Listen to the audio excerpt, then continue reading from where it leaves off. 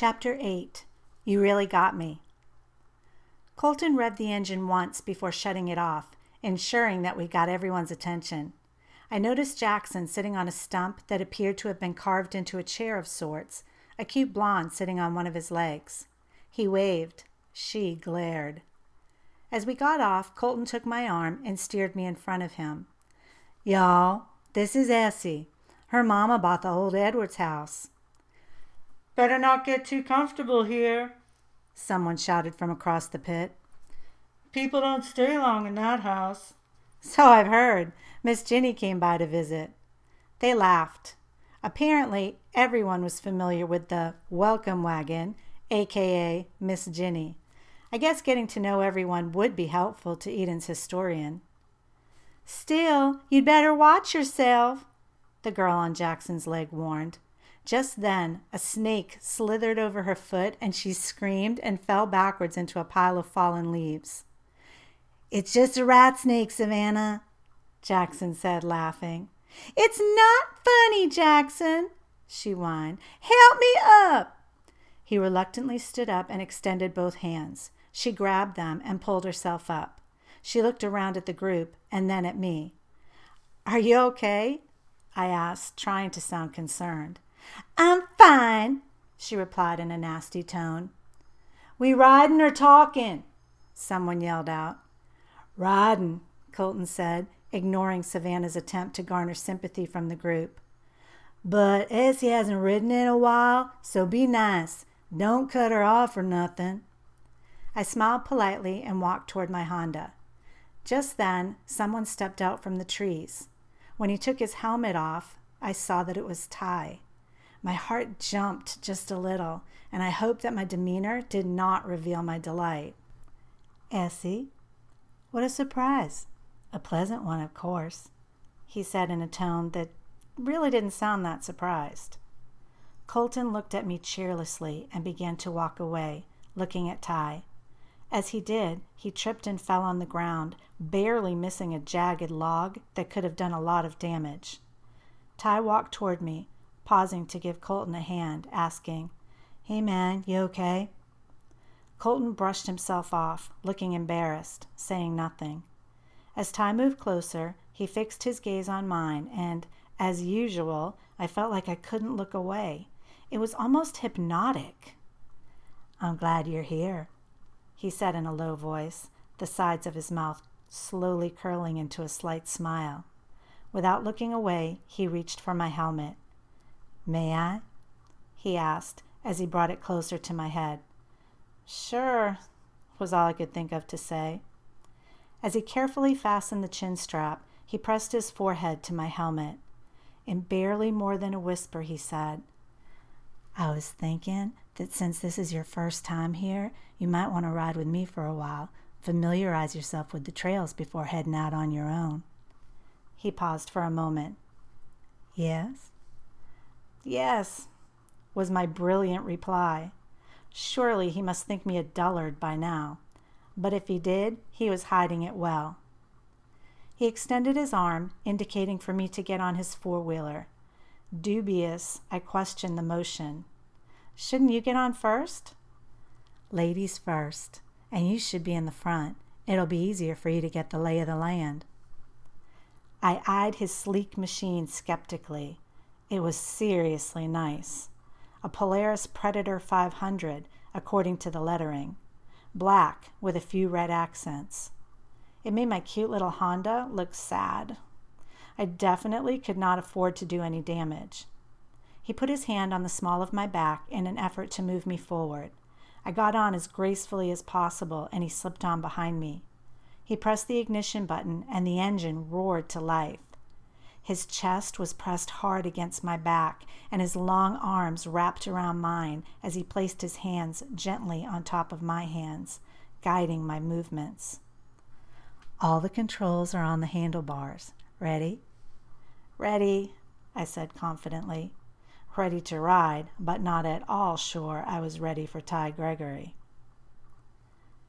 We rode all around Black Creek, over well-worn trails, and through open fields. Ty wanted to stop for a bit in one particularly beautiful field. I was happy to remove my helmet and let my head breathe, hoping that my shampoo's fragrance of black raspberry and white tea was still sweet. Ty helped me off, and I looked around. The ground was a carpet of deep green clover, and the trees along the perimeter were draped in Spanish moss, looking like weathered fishing nets ready to be dropped on us as we moved slowly through the thick, wet air. "Did I tell you yet that I'm glad you're here?" "Just once," I said, smiling. He gently brushed a few strands of hair back from my eyes and left his palm cupping my cheek. I lowered my chin and looked down. I could feel his eyes on me. In the silence of the field, surely he could hear my heart beating. After a long moment, he moved his hand, slightly, using his forefinger to trace the line along my jaw, stopping at my chin. He lifted it. I didn't want to look into his eyes, fearing they would give away every thought that was racing through my mind. In a hushed voice, he said my name. "Essie?" I looked up. He brought his face toward mine. I stood perfectly still, unable to move, until I felt his lips touch mine. They were soft and full. He left them in place, and I closed my eyes. I felt his free hand move to my other cheek, so my whole face was in his hands. He brushed his lips tenderly over mine, bringing his thumbs in to touch the corners of my mouth.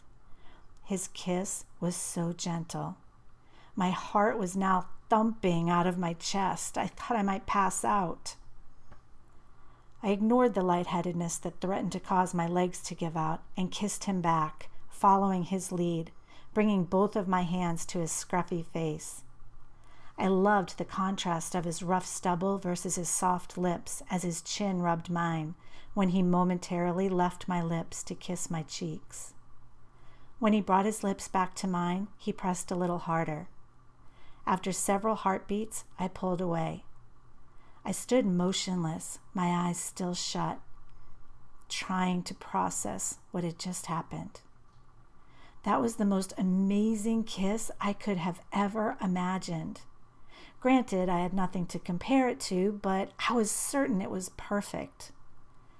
When I opened my eyes, he was grinning. "What?" I asked breathlessly. "You are adorable." I shook my head, embarrassed. "We should head back."